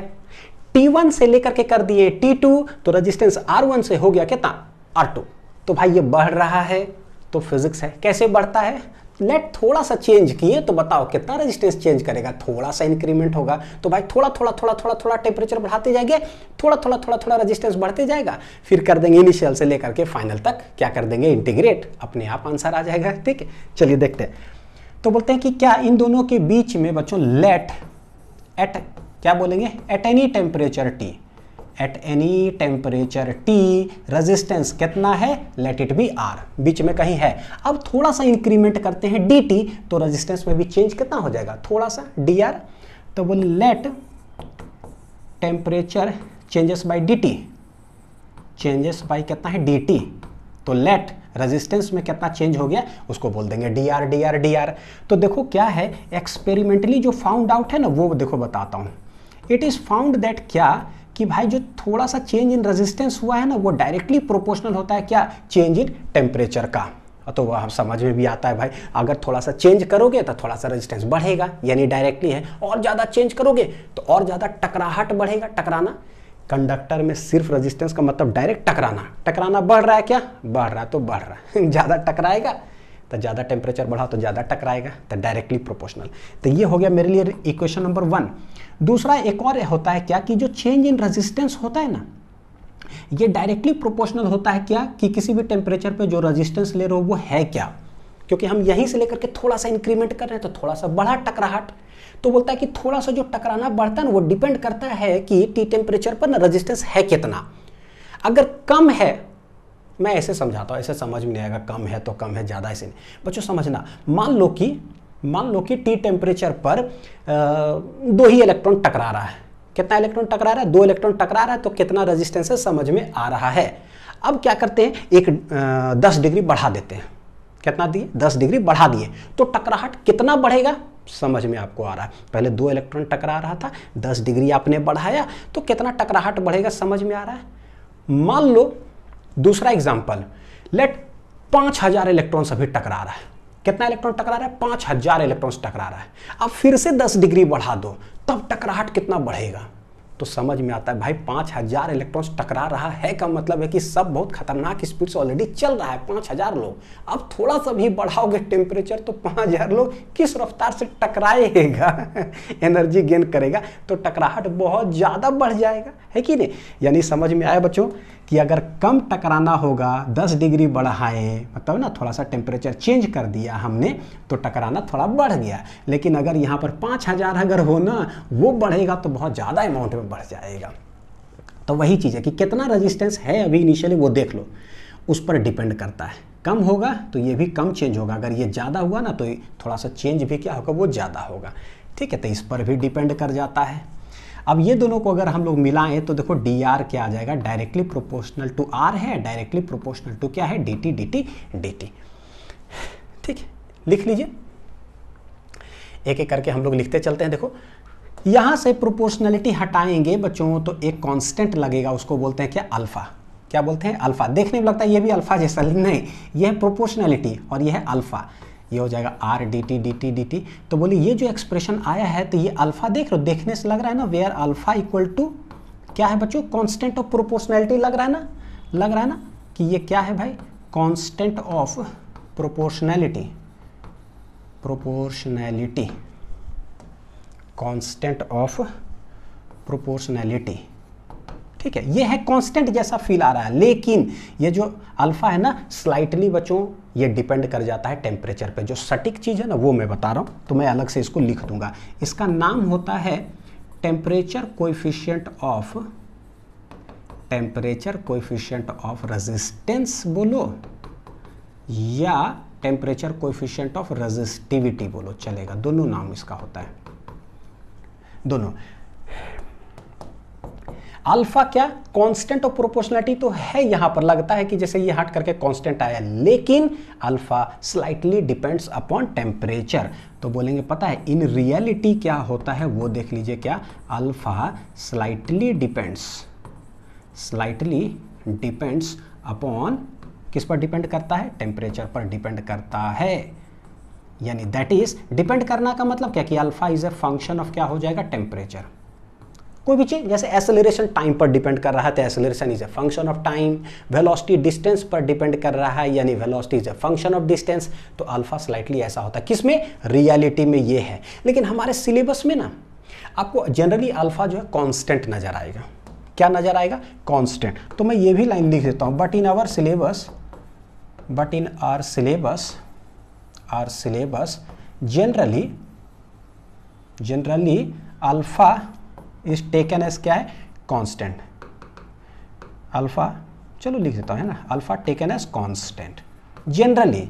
लेकिन अगर वेरिएबल हो गया, टेम्परेचर पर डिपेंड कर गया, तब क्या करेंगे? तो वो दोनों जो है ना, मैं यहां से बतलाता हूं, देखो कैसे करेंगे बच्चों। यहां देखना, इधर है dr, इधर है अल्फा आर dt, सॉरी ये है dt टेम्परेचर वाला, है ना, क्या है? dt। ये देखो r, तो दोनों वेरिएबल हम एक साइड लाते हैं, dr बटे r, ये हो जाएगा अल्फा dt हो गया, है ना। ये देखो यहाँ पर हम करने वाले क्या है भाई? इंटीग्रेट करेंगे dt। तो बोले शुरुआती टेम्परेचर है T1, वहाँ पर रेजिस्टेंस था R1, टेम्परेचर बढ़ाते बढ़ाते हमने कर दिया T2, तो रेजिस्टेंस कितना हो गया? R2। तो ये है मेरा जो है ना, समझो कि सटीक यहाँ से जो इंटीग्रेशन आने वाला है, तो ये रियल आंसर आएगा, रेजिस्टेंस डिपेंडेंस ऑन टेम्परेचर। यहाँ देखोगे इफ अल्फा अगर बच्चों कांस्टेंट है तो इंटीग्रेशन के बाहर आ जाएगा। लेकिन अगर अल्फा टेम्परेचर पर डिपेंड कर गया स्लाइटली, जैसे बोले, यानी कि मान लो कि ऐसा कुछ कि अल्फा जो है ना 2t² + 3t + 4 ऐसा करके कुछ मान लो दे दिया, तो क्या करेंगे? टेम्परेचर पर डिपेंड कर रहा है तो आप यहाँ पर रख दो 2t² + 3t + 4, तो ये टी सब में इंटीग्रेट होकर के एक अच्छा सा आंसर आएगा। ठीक, ये। लेकिन सिलेबस में since alpha is taken as constant, तो भैया हम यहाँ क्या बोलेंगे? सिंस अल्फा कांस्टेंट, या ऐसे लिख दो, let alpha equal to constant. Let alpha equal to क्या है? कांस्टेंट। तो इंटीग्रेशन की किधर चला जाएगा? बाहर। निकालते हैं कि एक्सप्रेशन क्या आएगा। सॉल्व करिए जरा। यहाँ पर कुछ आएगा मैथमेटिकली तो डरिएगा मत, मैं कुछ अच्छा चीज़ आप लोग को बताने वाला हूँ।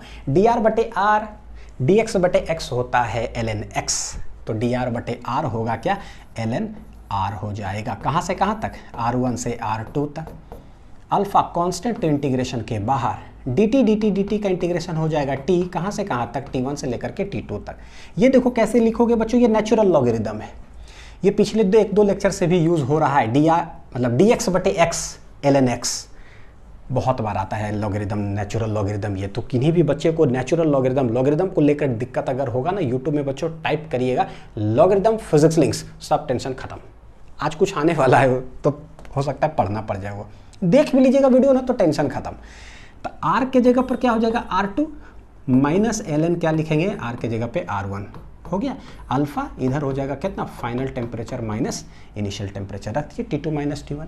यहाँ देखो log a minus log b, ये बन जाएगा log a बटे क्या हो जाएगा? b, यानी R2 बटे R1।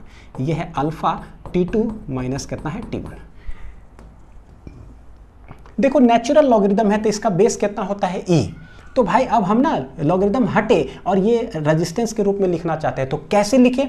तो ये नेचुरल लॉगरिदम है, बेस है ई, तो कोना कोनी। मेरा ट्रिक अगर याद होगा बच्चों, ट्रिक अगर याद होगा, कोना कोनी, क्या मैं बोल रहा हूँ? कोना कोनी। जो बच्चे देखे होंगे उनको तो समझ में आ जाएगा, जो बच्चे नहीं देखे होंगे उनको लगेगा काहे का कोना कोनी, है ना। तो तेज बनने के लिए बच्चों लॉगरिदम फिजिक्स लिंक्स यूट्यूब पर टाइप कर दीजिएगा, तेज बनना हो तो कि खटाक से कैसे लिखते हैं।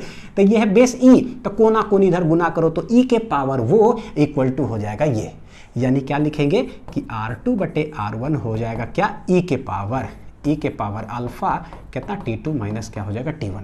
हैंस यहाँ देखो R2 बराबर हो जाएगा R1 इधर मल्टीप्लाई हो गया, ई के पावर अल्फा T2 माइनस कितना है? T1।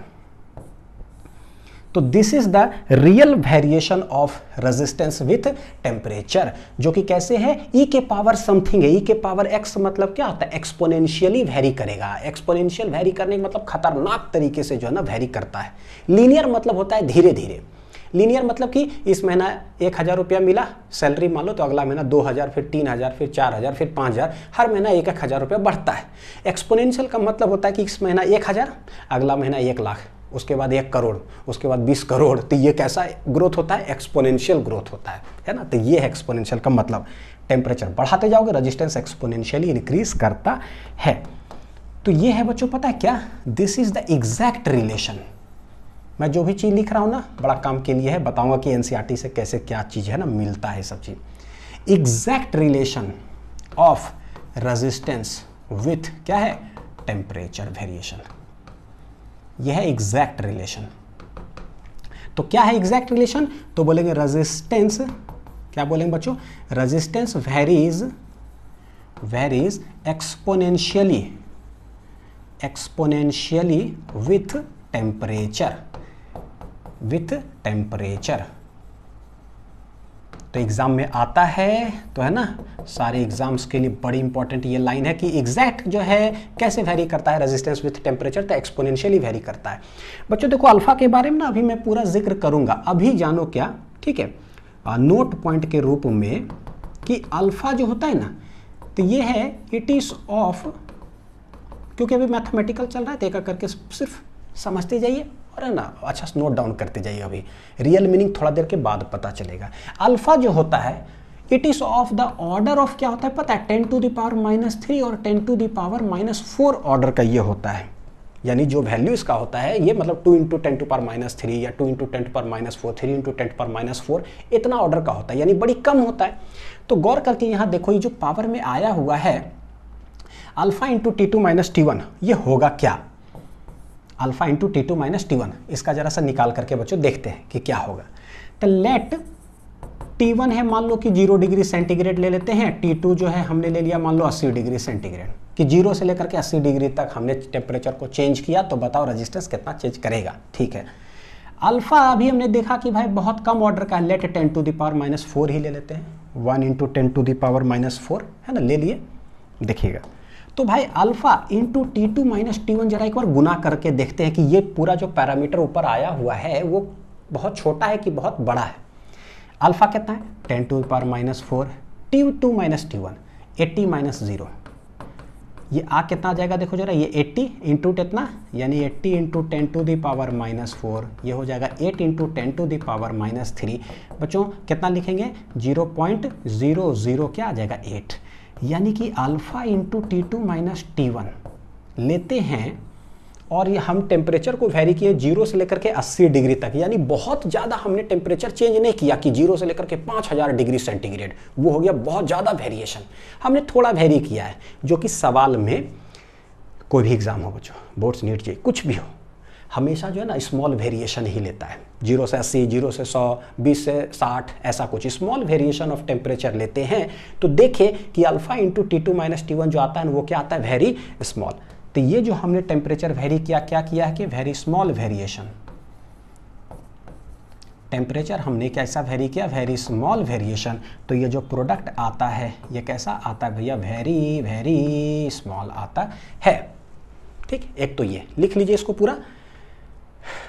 चलिए इसका ना ज़रूरत पड़ने वाला है। अब ये देखो कि ये जो एक्सपोनेंशियल वेरिएशन मेरे पास आया है, एक बार तो इसका जरा सा ग्राफ देखे कि कैसा होगा। तो बोले कि भैया R2 = आया हुआ है R1 e के पावर अल्फा, T2 माइनस कितना है T1। तो हम देखते हैं कि y = e के पावर x का जो है ग्राफ होता कैसा है। तो बोले भैया y वर्सेस x का ग्राफ कैसा होता है। तो देखो कैसा बोलेंगे, x बराबर बच्चों अगर रखेंगे 0 तो y बराबर होगा क्या, e के पावर 0। e कितना होता है पता है, ये 2.71 कितना होता है, e 2.71 होता है, ये इसका वैल्यू। e है एक्सपोनेंट, क्या है एक्सपोनेंट।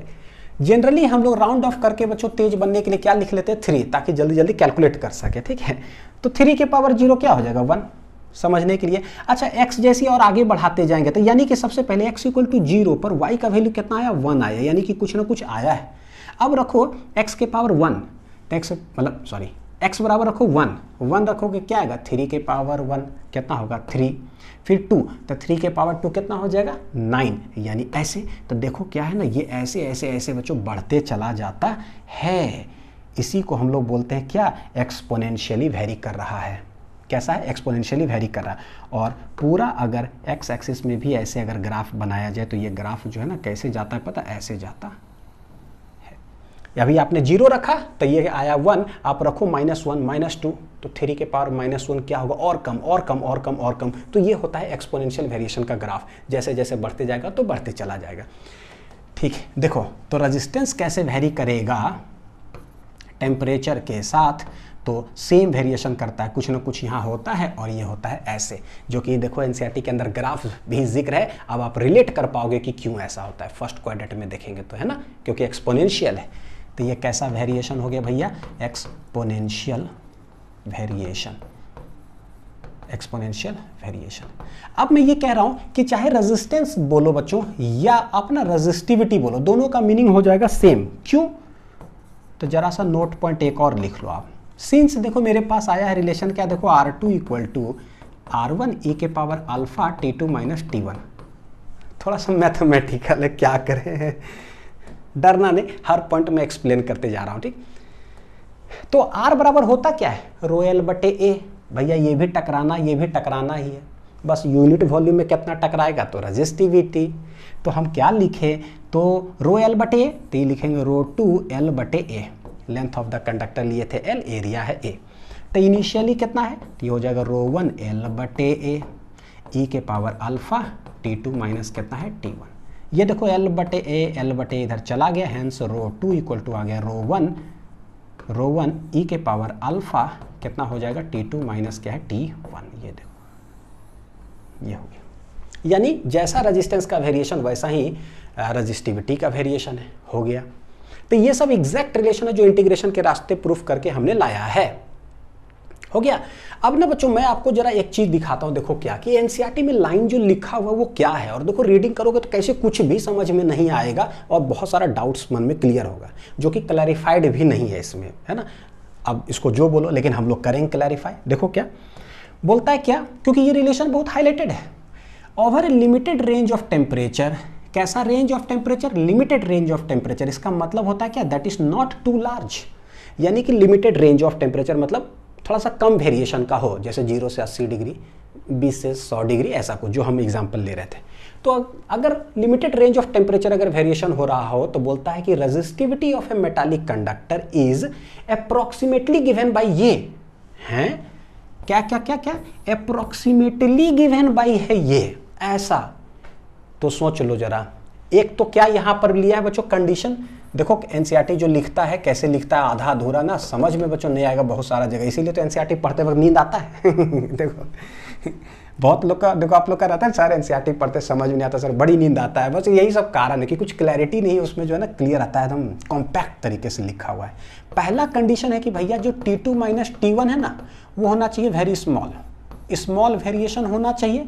और दूसरा कंडीशन है क्या, अप्रोक्सीमेट कुछ लोगे ना तब जा करके ऐसा आएगा, अप्रोक्सीमेटली करोगे ना तब जा करके ये रिलेशन आता है। अच्छा अगर बड़ा वेरिएशन ले लिए तो कहानी खत्म, यहां पर जवाब नहीं है। फिर अगर अप्रोक्सीमेट हमको नहीं चाहिए, हमको रियल एक्सप्रेशन चाहिए कैसे वेरी करता है, यहां पर नहीं है, एक्सप्लेनेशन भी नहीं है बच्चों, ना कुछ एक्सप्रेशन है। तो देखो क्या है, अगर बहुत ज्यादा वेरिएशन ले लिए या रियल अगर चाहोगे क्या होगा, तो ये होता है। जितना वेरी करना है आप टेम्परेचर वेरी करते जाओ, बहुत खतरनाक तरीके से जो है रेजिस्टेंस बढ़ते चला जाएगा। This is the real expression, जो कि एक्सपोनेंशियल। मैथमेटिकल एक्सप्रेशन कैसा होता है, ऐसा होता है। रियल समझ में आ गया। अब हम चलते हैं कि जो एनसीईआरटी कहता है ना कि अप्रोक्सीमेट करोगे ना, कुछ कुछ मान लोगे ना जो कि रियल नहीं है, तब जाके क्या आएगा, तो देखते हैं कि क्या।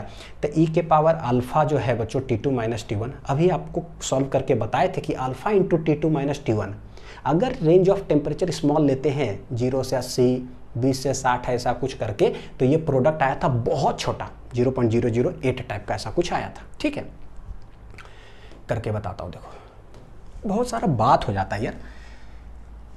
क्या बोल रहा हूं मैं कि देखो e के पावर जो है ना,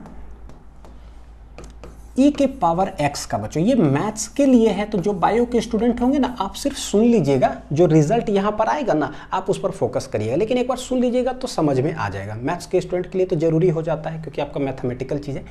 e के पावर x जो होता है ना, इसका एक्सपेंशन एक होता है बच्चों। वो क्या होता है? वो होता है 1 प्लस एक्स बटे फैक्टोरियल 1 प्लस एक्स स्क्वायर बटे फैक्टोरियल 2 प्लस एक्स क्यूब बटे factorial 3 plus dot dot dot dot dot कहाँ तक जाता है? ये इन्फिनिटी तक जाता है। यहीं पर अगर मैं लिखूं, देखो क्या, कि e के पावर x इक्वल टू, ये जो फैक्टोरियल है इसका मतलब क्या होता है? तो जो बायो के स्टूडेंट आप कैच करिएगा, फैक्टोरियल 1 का मतलब हो गया 1, एक्स स्क्वायर बटे क्या है भाई? फैक्टोरियल 2 का मतलब होता है 2 इंटू 1, और एक्स क्यूब बटे फैक्टोरियल 3 का मतलब होता है 3 इंटू 2 इंटू 1, यानी कोई भी नंबर हो तो उसको 1 तक गुना करते जाइए, सिंपल लैंग्वेज में अगर बोले तो ऐसे ऐसे कर करके इन्फिनिटी तक। ठीक है, यानी e के पावर x जो भी रहेगा तो x, x square, x cube ऐसे करके आते चला जाएगा।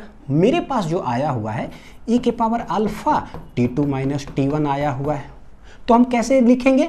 तो रियल, ये कैसा लिख रहा हूं मैं पता है? रियलिटी में, रियलिटी यानी क्या है बच्चों? एग्जैक्ट कैसे होगा वो है ये।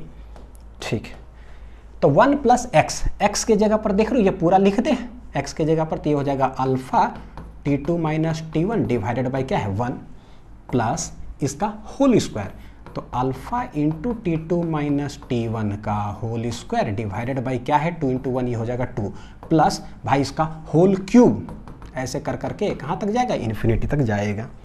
अभी हमने देखा था कि भाई alpha into t2 minus t1 जो है ना, नियरली इक्वल टू, अभी जो हमने निकाला था 0.008। कब? If this is very small then, तो ये बहुत छोटा है। तो सोचो जरा, ये क्या है? ये है जो टर्म, ये वेरी स्मॉल है भाई, 0.008। तो बच्चों इसका अगर होल स्क्वायर करोगे तब क्या होगा? तो 4 जीरो आ जाएगा, 0.0000064 ऐसे करके, है ना, होल स्क्वायर करेंगे और उसको भी डिवाइड बाय 2, भैया और छोटा हो जाएगा। यानी यहां से आगे जो भी टर्म आने वाला है कुछ ना कुछ तो ये है, तो एग्जैक्ट कैलकुलेशन करेंगे तो ये भी लिखना पड़ेगा, ये भी लिखना पड़ेगा, ये भी लिखना पड़ेगा।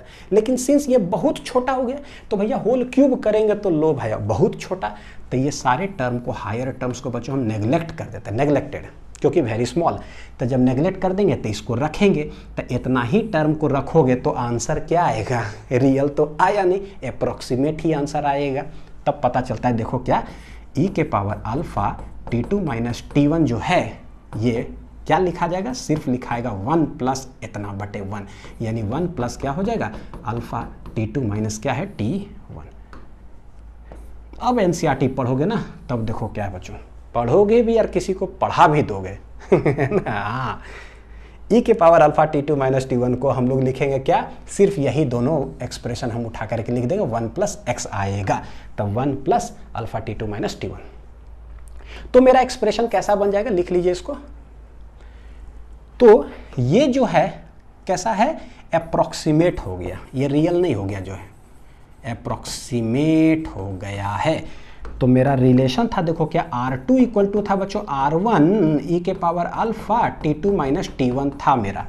ठीक है, तो R1 ये e के पावर, देखो e के पावर ये बराबर क्या लिखेंगे? 1 प्लस अल्फा, तो ये हो जाएगा 1 प्लस अल्फा कितना? t2 माइनस क्या है? t1। ये हो गया क्या? R2 इक्वल टू ऐसा ऐसा ऐसा। क्या एनसीईआरटी से अब मैच किया क्या? देखो जरा, ये एक्सप्रेशन बहुत इंपॉर्टेंट होता है, एग्जामिनेशन पूछे जाते हैं, 1 plus alpha t2 minus t1। और सिंस रेजिस्टेंस का ये है, रेजिस्टिविटी का कैसे लिखा जाएगा? तो resistivity ρ2 equal to ρ1, 1 plus alpha t2 minus कितना है? t1। तो ये हो गया मेरा जो है अप्रोक्सीमेट। अब जाकर करके जो है ना वो लाइंस को सेटिस्फाई कर रहा है कि ओवर लिमिटेड रेंज अगर ये होगा तो अप्रोक्सीमेट रिलेशन आपका इस तरह से आ जाएगा, rho T equal to rho naught 1 plus alpha T minus T naught. ये बतलाता हूँ जीरो और टी को क्या किया गया। जैसे हमने 1 2 ले लिया है ना आपके लिए बच्चों, क्या हमने लिया देखो जरा, R2 इक्वल टू कैसे लिखते हैं? R1 इंटू 1 प्लस अल्फा, ये हो जाता है T2 माइनस T1। ठीक, तो बस यही है कि T1 को ना रेफरेंस टेम्परेचर बोलते हैं, इसको ले लो T नॉट, कितना लिखते हैं इसको डिनोट कर दे T नॉट, तो ये बन जाता है रेफरेंस टेम्परेचर। मतलब कहलाता है reference temperature. Reference temperature T1, तो T1 को T0 से डिनोट कर दिए, तो भाई T1 टेम्परेचर पर रेजिस्टेंस था R1, T2 पर हो गया R2, तो बस एक अलग सिंबल जैसा हो गया कि T1 को बोलते हैं T0, तो T0 पर रेजिस्टेंस कितना है R0, कितना बोलते हैं रेजिस्टेंस है R0। अच्छा, T2 जब हो गया तो T2 को डिनोट कर देते हैं बच्चों T से, एनी टेम्परेचर T, ठीक है, तो T पर रेजिस्टेंस क्या हो जाएगा, तो इसको बोल देंगे RT, एकदम सिंपल है, जैसे 1 पर 1, 2 पर 2, तो नॉट पर नॉट, तो T पर T, ऐसे, तो कैसे बन जाएगा 1 प्लस अल्फा T माइनस क्या हो गया T0। ये तो ये कहलाता है reference temperature. Generally it is taken as 0 degree centigrade. Generally in question जो है ना, इट इज टेकन एज कैसा 0 डिग्री सेंटीग्रेड, ठीक है, ले लिया जाता है, कोई बात नहीं। तो बोलेंगे 0 डिग्री सेंटीग्रेड पर क्या है ये, तो T0 पर टेम्परेचर होता है R0 और T पर टेम्परेचर हो जाता है क्या RT, तो ये रिलेशन हो गया। जैसा रेजिस्टेंस में लिखे वैसा ही हम रेजिस्टिविटी में लिख सकते हैं, ठीक। चलिए अब देखो, पूरा अल्फा के बारे में सब कुछ पूरा डिटेल तो हमने पढ़ा। व्हाट इज अल्फा बोलेगा है सब कुछ पढ़ लिए तो भाई बच्चों देखो, मेरे लिए इंपॉर्टेंट हो जाता है कौन सा रिलेशन, अप्रोक्सीमेट रिलेशन। तो भाई अप्रोक्सीमेट रिलेशन वी हैव क्या, तो बोलेंगे RT इक्वल टू होता है कैसे, देखो जरा R0 into 1 plus alpha T minus कितना है T0, हो गया इसे, है ना। तो यहाँ से अल्फा निकालने की कोशिश करते हैं, तो देखो क्या होगा, ये R0 से मल्टीप्लाई हो गया plus R0 alpha T minus T0, तो दिस इज RT, ये इधर आ जाएगा, तो RT minus R0 equal to R0 alpha T minus कितना है T0। क्या कर रहे हो सर आप, मैं अल्फा निकाल रहा हूँ, फिर यहाँ से देखेंगे कि क्या डेफिनेशन और उसका मीनिंग क्या होता है, किस लिए आया भगवान ये, है ना, हमें नहीं समझ में आ रहा है। तो ये बटे R0 हो जाएगा, तो ये पूरा इधर ले लेते हैं, RT minus R0 divided by R0, ये हो जाएगा T माइनस कितना है T0 इक्वल टू क्या हो जाएगा अल्फा, ठीक। शुरुआती रेजिस्टेंस था R0, बाद में हो गया RT, यानी क्या है चेंज इन रेजिस्टेंस है ये क्या है R0 इनिशियल रेजिस्टेंस, क्या है बच्चों ये इनिशियल रेजिस्टेंस। तो देखो कैसे लिख सकते हो, RT minus R0 divided by R0 भागा T माइनस T0, क्या इसी को हम अल्फा कह सकते हैं क्या, सेटिंग करके इतना बटे इतना, तो ऐसे लिख सकते हैं इतना बटे इतना, अब डिवाइडेड बाई क्या है T माइनस T0, तो ये हो गया। तो व्हाट इज दिस, इसको लिखने का एक और जनरल तरीका, चेंज इन रेजिस्टेंस, तो ये हो गया delta R divided by original resistance. Original resistance को R0 लिखो, R1 लिखो, R लिखो, कुछ भी लिख सकते हैं बच्चों, चलेगा। मतलब ऐसे भी तो लिख सकते हैं कि R था इनिशियल, बाद में हो गया R डैश, या बोलो R0 हो गया बाद में हो गया RT, या R1 था बाद में हो गया R2, फर्क क्या पड़ता है ना, कुछ भी लिख सकते हैं। तो चेंज इन रेजिस्टेंस बटे ओरिजिनल रेजिस्टेंस डिवाइडेड बाय ये क्या है भाई चेंज इन टेम्परेचर, तो ये हो गया पता है क्या डिफाइन करने के लिए। तो देखो ये क्या है, डेल्टा R बटे R को बोलोगे क्या, चेंज इन रेजिस्टेंस बटे ओरिजिनल रेजिस्टेंस, ये कहलाएगा फ्रैक्शनल कितना चेंज इन रेजिस्टेंस हो रहा है। एरर्स क्लास 11 फिजिक्स बच्चों याद करो, जो नए एनसीईआरटी से हट गया, लेकिन हर जगह पर एरर्स का यूज होता है। डेल्टा R है change in resistance, delta R बटे R है फ्रैक्शनल कितना चेंज इन रेजिस्टेंस हो रहा है, और इंटू 100 कर देंगे तो परसेंटेज चेंज इन रेजिस्टेंस। तो अल्फा कैसे बोलेंगे, कितना फ्रैक्शनल चेंज इन रेजिस्टेंस हो रहा है पर डिग्री राइज इन टेम्परेचर, क्योंकि डेल्टा T क्या है, हम टेम्परेचर बढ़ा रहे हैं, लेकिन कभी भी फिजिक्स में कोई चीज डिवाइड हो जाता है तो इसका मतलब होता है 1 डिग्री, मतलब 1, जैसे कैसे पूरे 5 कलम से डिवाइड करते हैं तो कितना कलम का दाम निकलता है, 1 कलम का दाम, पूरे चेंज इन टेम्परेचर से डिवाइड है, मतलब कितना चेंज करोगे आप 1 डिग्री, यानी 1 डिग्री टेम्परेचर बढ़ाओ, देखो कि रेजिस्टेंस क्या किया, वो बढ़ा है कि घटा है, अगर बढ़ गया तो चेंज हो जाएगा पॉजिटिव, और अगर घट गया तो ये क्या आ जाएगा नेगेटिव आ जाएगा, है ना, क्योंकि फाइनल माइनस इनिशियल होता है भाई। फाइनली अगर ज़्यादा होगा, शुरू में कम, यानी रेजिस्टेंस अगर बढ़ेगा तो चेंज निकालोगे पॉजिटिव आएगा, यानी अल्फा जो है ना, एक तो बाय डेफिनेशन देखो यहाँ क्या हो जाएगा, it is the fractional change in resistance per degree rise in temperature. आप टेम्परेचर बढ़ाओ, देखो कि रेजिस्टेंस क्या हुआ है। It is defined as the fractional change in resistance per degree rise in क्या है, टेम्परेचर।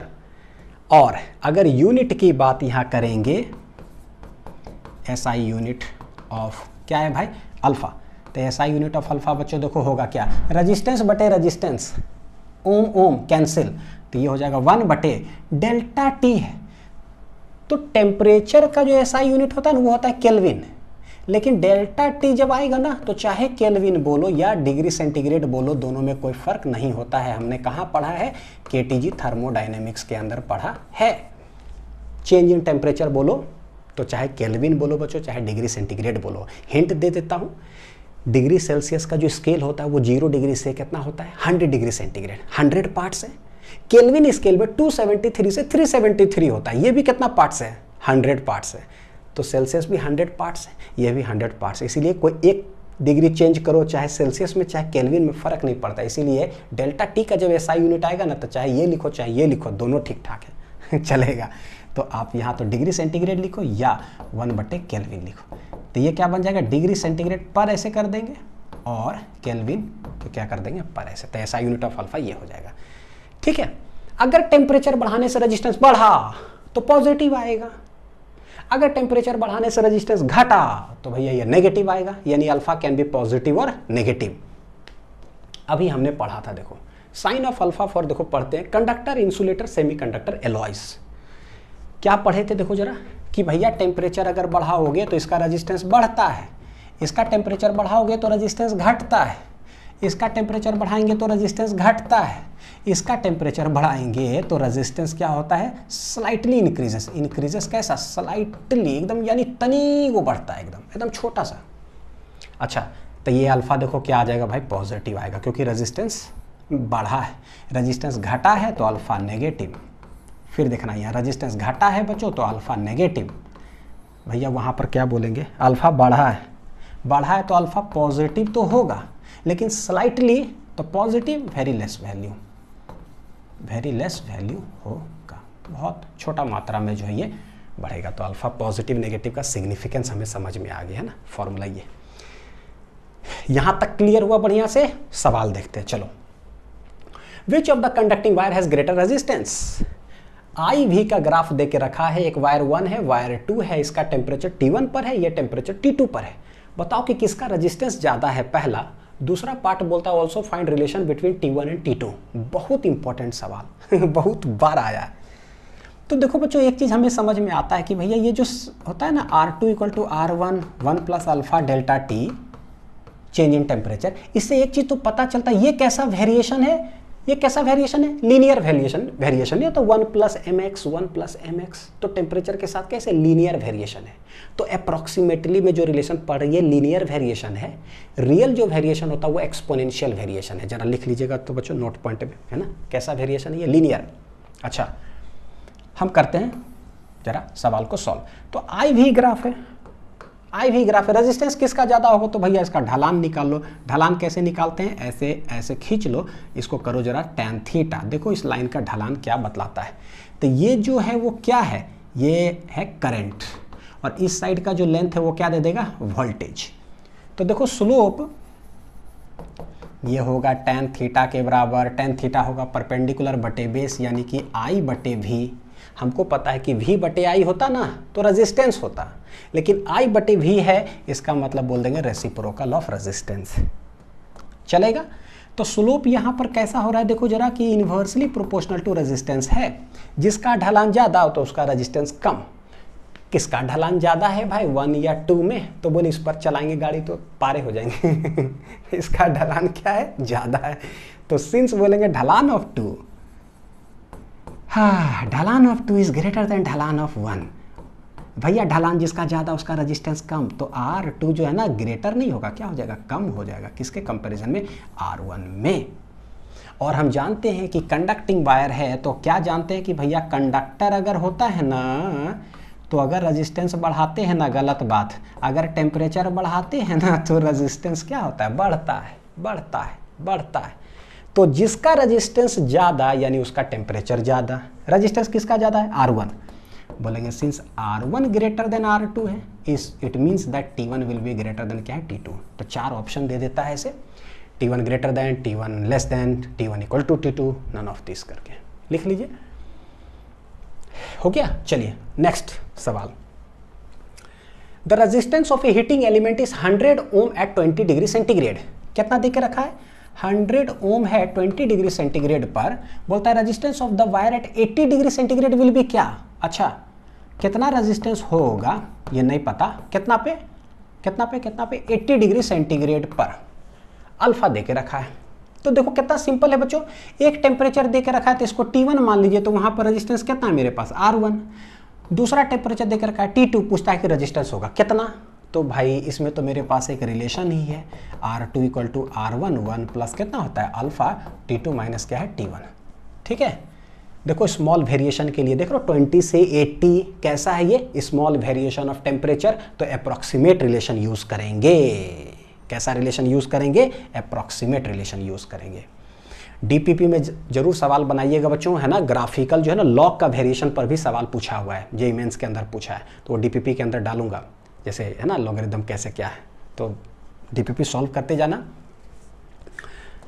उसमें बोर्ड सो नीट हो जाए, ये सब अच्छे सब सवाल रहते हैं ताकि आप लोगों को बहुत हेल्प करेगा। चलो रखते हैं। R1 कितना है भाई? 100। R1 है 100, 1 प्लस अल्फा कितना है? 3 into 10 to the power minus 4, T2 minus T1, 80 minus 20, तो 80 माइनस क्या है 20, सीधे रख दिए। कैलकुलेट करें तो 100, 1 plus 3 into 10 to the power minus 4 into 80 में से 20 गया, ये हो गया 60। देखो कितना आ रहा है? 6 18, करते जाइए कैलकुलेट, तो 1 प्लस 6 18 इंटू आ जाएगा बच्चों कितना? 10 to the power minus 3 into 10 to the power कितना है? माइनस 3। तो ये कितना आ रहा है देखो, 100 1 प्लस ये आ जाएगा 0.018, नहीं बटे 1000 करेंगे तो क्या आ जाएगा? 0.018। तो 1 प्लस इतना करेंगे तो ये आ जाएगा कितना? 1.018। अब इसमें अगर 100 मल्टीप्लाई कर दोगे तो ये हो जाएगा कितना? हो जाएगा 101 पॉइंट कितना 8 ओम। तो दिस इज क्या है? Resistance R2। यानी कि देखो 20 डिग्री पर 100 ओम था, हमने टेम्परेचर बढ़ा दिया 80, तो थोड़ा सा रेजिस्टेंस बढ़ गया, 101.8 हो गया। 101.8 कहाँ है भाई? 101.8, तो ये ऑप्शन नंबर सी। तो ये हो गया मेरा क्वेश्चन। चलते हैं नेक्स्ट सवाल पे। देखो जरा, the resistance of a wire is 5 ohm at 50 degree centigrade, ठीक है, and 6 ohm at 100 degree centigrade. तो पहले क्या बोला है? 5 ओम, चलो ऐसा करते हैं, देखो कैसे। 50 डिग्री सेंटीग्रेड पर जो है 5 ओम है, 100 डिग्री सेंटीग्रेड पर जो है कितना है? 6 ओम है। बोलता है क्या? Resistance of the wire eight 0 degree centigrade will be क्या? 0 डिग्री सेंटीग्रेड पर रेजिस्टेंस क्या होगा? बच्चों जब भी सवाल 0 डिग्री बोलता है ना, तो ये कौन सा हो जाता है पता है? Reference temperature. और रेफरेंस टेम्परेचर को क्या चीज से डिनोट करते हैं पता है? T0 से। और इस पर जो रेजिस्टेंस होता है उसको हम लोग क्या ले लेते हैं? R0। तो यहाँ पर एक इंपॉर्टेंट चीज, जब भी सवाल के अंदर रेफरेंस टेम्परेचर मतलब 0 डिग्री सेंटीग्रेड हो, तो हमेशा क्या करना है पता है? सवाल को बनाने का तरीका मेरा बदल जाएगा। जैसे यहाँ पर एक ही रिलेशन लिख दिया था ना, 1 और 2 में सॉल्व हो गया, यहाँ पर ऐसे सॉल्व नहीं करना है, क्योंकि रेफरेंस का बात किया 0 से। तो देखो सॉल्व करने का तरीका, सबसे पहले लिखेंगे क्या? देखो RT इक्वल टू होता है क्या? R0 इंटू 1 प्लस अल्फा, ये हो जाएगा T माइनस T0। एक बार तो रेफरेंस के सहारे ही हमको बनाना है हमेशा। कैसे? रेफरेंस के सहारे। तो बोलेंगे क्या? सबसे पहले R0 या T0 0 डिग्री सेंटीग्रेड है, तो किसी एक टेम्परेचर पे गए कितना? 50 पर, तो क्या है? तो पहले इन दोनों के बीच में एक रिलेशन, फिर क्या करेंगे? बोलेंगे 0 से फिर इधर। तो यानी 2 इक्वेशन जो है ना हम लगा करके बनाते हैं। बोलोगे सर ऐसा क्यों? क्योंकि रेफरेंस का बात किया है सवाल, इसीलिए। तो सबसे पहले इक्वेशन 1 इसको लेकर के भाई कितना है? देखो एट एनी टेम्परेचर कितना? 50 डिग्री सेंटीग्रेड पर है 5 ओम। तो हम लोग कैसे लिखेंगे पता है? 5 ओम है, R0 हमें नहीं पता, R0 हमें नहीं पता, जो कि R0 हमें नहीं पता, तो ये हो जाएगा 1 plus alpha T minus T0। T0 कितना है? 0 डिग्री सेंटीग्रेड। T क्या है? 50 डिग्री। तो ये हो जाएगा 50 माइनस कितना? 0। तो कैसे लिखेंगे? 5 इक्वल टू R0, 1 प्लस ये मल्टीप्लाई करके हो जाएगा 50 alpha. This is equation number 1। Equation 2 लिखते हैं। 2 किसको, इसको लेकर के।